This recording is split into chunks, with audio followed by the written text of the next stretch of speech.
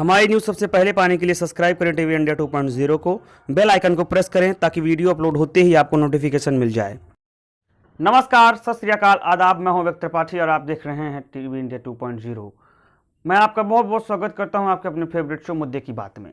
दोस्तों, कर्ज में डूबी हुई राजनीतिक सत्ता इस देश में नौकरी पैदा नहीं कर सकती। कर्ज में डूबी हुई राजनीतिक सत्ता राजसी ठाट बाट को भी छोड़ नहीं सकती। कर्ज में डूबी हुई राजसत्ता सत्ता पाने के लिए जिस चकाचौंध में दुनिया में वोटरों को ले जाती है वो भी किसी से छुपा हुआ नहीं है। लेकिन कर्ज में डूबी हुई राजनीतिक सत्ता का सच और उस सच के नीचे कि जो देश की ज़मीन कितनी बंजर हो चुकी है या फिर देश में कितना खोखलापन आ चुका है, हमें लगता है कि 2021 में भारत की एक ऐसी तस्वीर देश के भीतर के कई मंत्रालयों से रिपोर्ट या फिर अंतर्राष्ट्रीय मंच से उभरती रिपोर्ट का जिक्र करना आज जरूरी हो चुका है।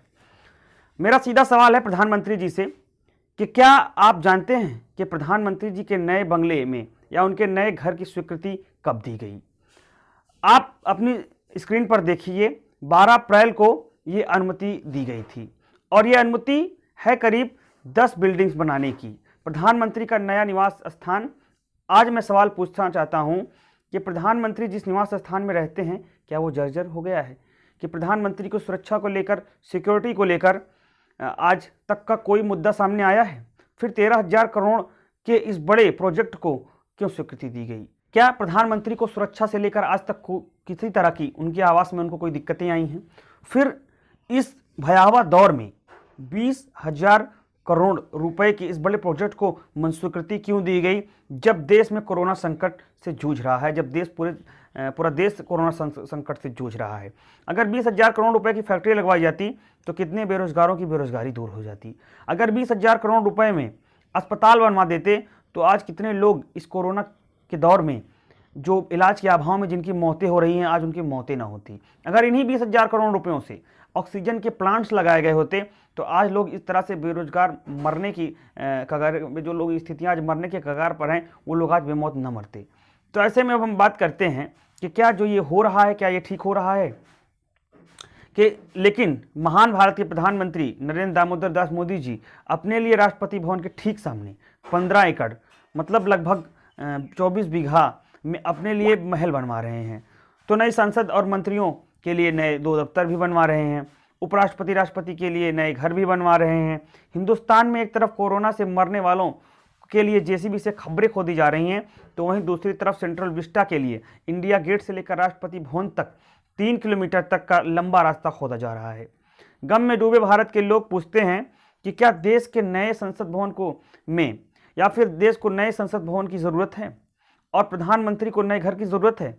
क्या प्रधानमंत्री के साथ लोक कल्याण मार्ग पर 12 एकड़ वाले घर की छत टपक रही थी क्या 6 एकड़ में बनी संसद की दीवारों में सीलन पड़ गई थी क्या साउथ ब्लॉक नॉर्थ ब्लॉक में मंत्रियों के लिए भारत देश में 330 एकड़ वाला राष्ट्रपति भवन छोटा पड़ गया था क्या? जवाब में अगर पूछा जाए तो यही जवाब आएगा कि नहीं, ऐसा तो कुछ भी नहीं था। तो फिर क्या ज़रूरत पड़ गई थी इस विस्टा प्रोजेक्ट की? शायद हिंदुस्तान के प्रधानमंत्री को लगा होगा कि इमारतें पुरानी हो गई हैं और वो तो नए भारत की बात करते हैं, इसलिए 20,000 करोड़ रुपए की मामूली सी रकम जो उनके लिए मामूली है, सब कुछ नया कर देते उसी 20,000 करोड़ रुपए से। आखिर दुनिया क्या सोचेगी कि देशवासियों के लिए प्रधानमंत्री आवास योजना चला रहे हैं और खुद के लिए एक महल भी नहीं बनवा पाए। कहा जाता है कि देश की पुरानी संसद को म्यूजियम बना दिया जाएगा। हिंदुस्तान में जब हम दूसरों के इतिहास की बात करते हैं या फिर दूसरों का इतिहास पढ़ते हैं तो उसमें पता चलता है कि शाहजहां ने ताजमहल बनवाया था, अकबर ने आगरा का लाल किला बनवाया था, बाबर ने मस्जिदें बनवाई थी। तो फिर हिंदुस्तान के हृदय सम्राट कहाँ पिछड़ने वाले थे? उनके नाम भी तो कुछ होना चाहिए जिसमें सरदार पटेल की मूर्ति और उनका खुद का अपना महल सेंट्रल विस्टा।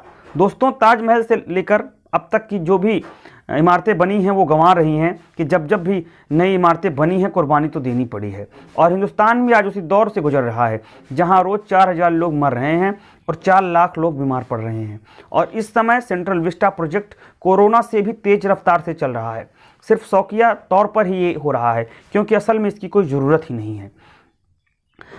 उस वक्त जब देश में हालात नाजुक हैं, 20,000 करोड़ रुपए में, जो कि कोई छोटी रकम नहीं है, कोरोना के इस दौर में कुबेर भगवान ने कोई खजाना नहीं बरसाया है, जबकि हमारे देश का खजाना खाली है। देश कर्ज में डूबा हुआ है। करीब 558.5 अरब डॉलर का कर्ज है। अगर शायद आपको भारतीय रुपए में बात करें या फिर बताएं तो आप बेहोश हो जाएंगे। इसलिए आप इसे डॉलर में ही जानिए तो अच्छा है, क्योंकि आप शायद बेहोशी के हालत में हो जाएंगे अगर आपको बता दिया जाएगा कि ये रुपयों में कितने रुपए हैं। तो ऐसे दौर में बताइए, क्या देश को ज़रूरत है इस सेंट्रल विस्टा प्रोजेक्ट की?